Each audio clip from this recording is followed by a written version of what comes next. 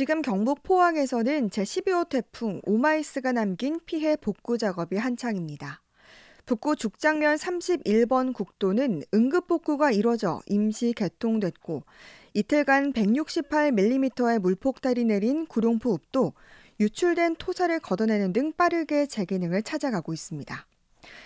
이 밖에 만 18세에서 49세 연령층에 대한 코로나19 백신 접종이 오늘부터 시작됐는데요. 뉴스 이때희 이재용 기자와 함께 알아봅니다. 이재용 기자. 네. 태풍 오마이스가 남긴 상처가 예상보다 컸습니다.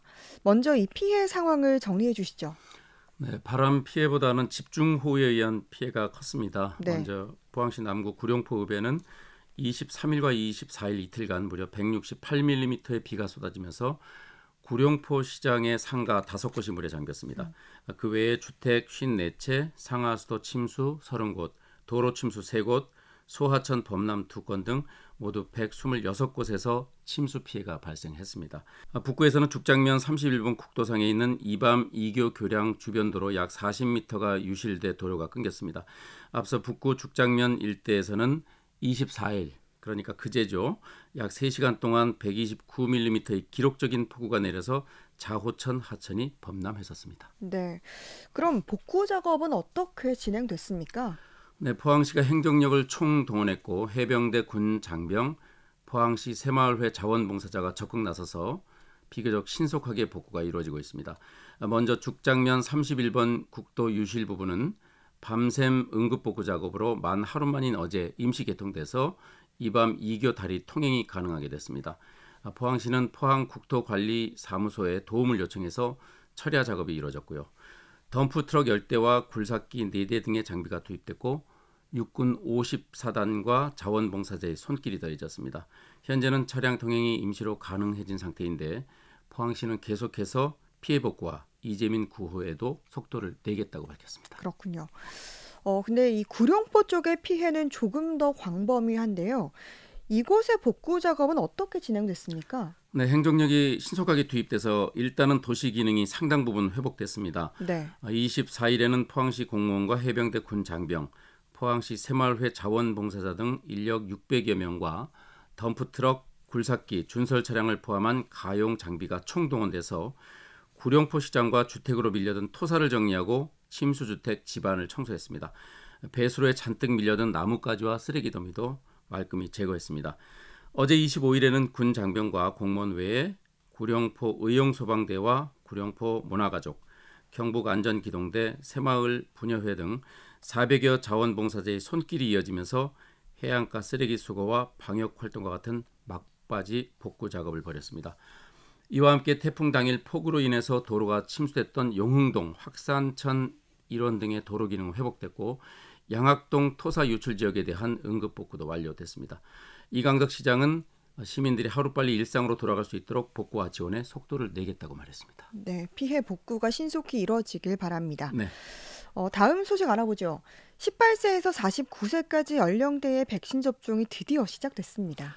그렇습니다. 집단 면역 달성의 핵심 연령층이죠. 만 18세에서 49세 연령층에 대한 코로나19 백신 접종이 오늘부터 시작됐습니다. 대상자는 전 국민의 4분의 1이 훨씬 넘는 약 1,516만 명입니다. 네. 규모도 규모지만 사회 활동이 왕성한 핵심 연령대를 상대로 대규모 접종이 본격화되는 건데요. 대상자의 3분의 2가 넘는 약 1,000만 명이 예약을 마쳤다고 합니다. 네. 이렇게 되면 우리나라가 집단 면역에 더 가까워지는 거 아닌가요?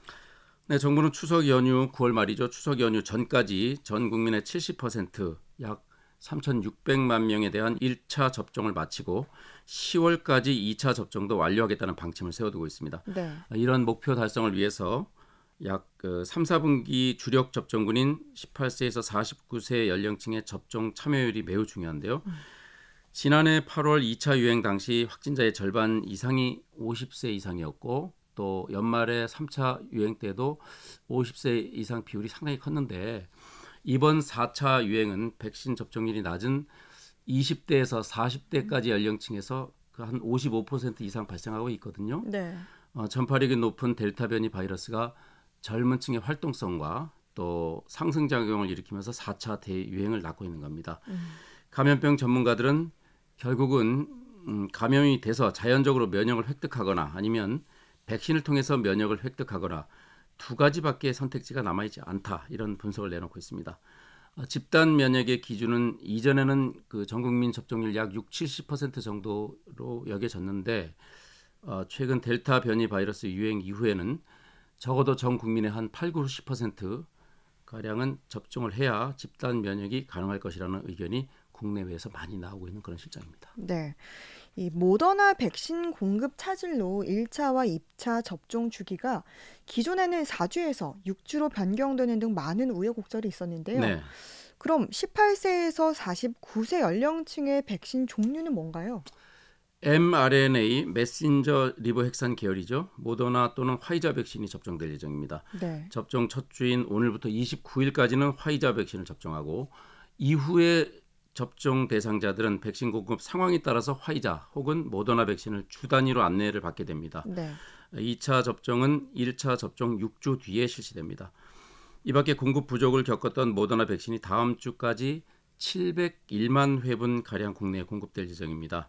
이로써 당장의 백신 수급의 어려움은 해소될 것 같기는 한데요. 여전히 안정적 공급 여부에 대해서는 불확실성이 있는 상황입니다. 다만 이번 주부터는 삼성바이오로직스가 모더나 백신 시제품 생산을 시작할 예정이기 때문에 삼성바이오로직스 위탁 생산 물량의 국내 우선 공급 여부가 초미의 관심사로 떠오르고 있습니다. 네.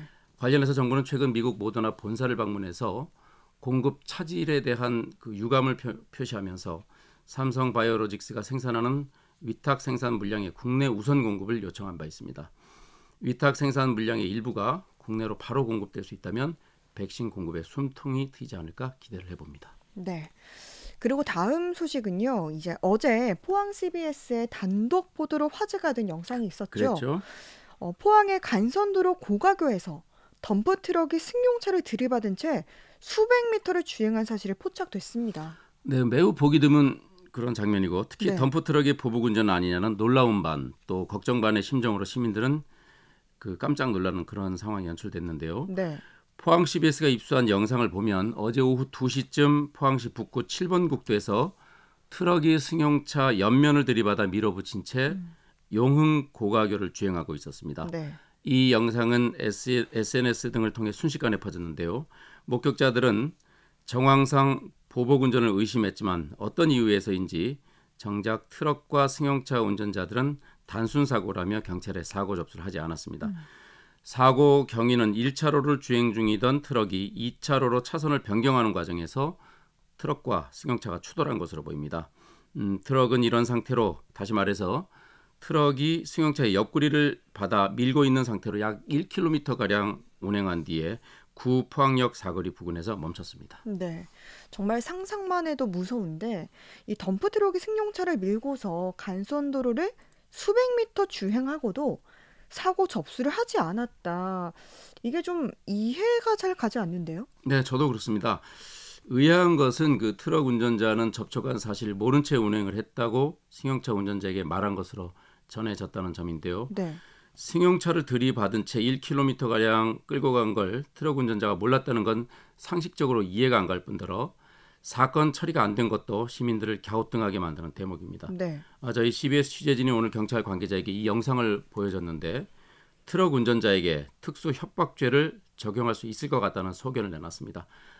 트럭이 주변의 일반 운전자까지 위협을 했다면 도로교통법상 난폭 운전 혐의도 적용이 가능하겠지만 그보다는 승용차 운전자만 위협했다고 보는 게 좀 더 맞을 것 같다는 얘기입니다. 아무튼 그 시민들을 불안에 떨게 만든 장면인 만큼 납득할 만한 조사와 경위 설명이 있었으면 하는 바람입니다. 네. 더불어 CBS 노컷 뉴스는 시민 여러분들의 제보를 언제나 기다리고 있습니다. 많은 제보 부탁드리고요. 뉴스잇데이 이재용 기자였습니다. 수고했습니다. 네, 감사합니다.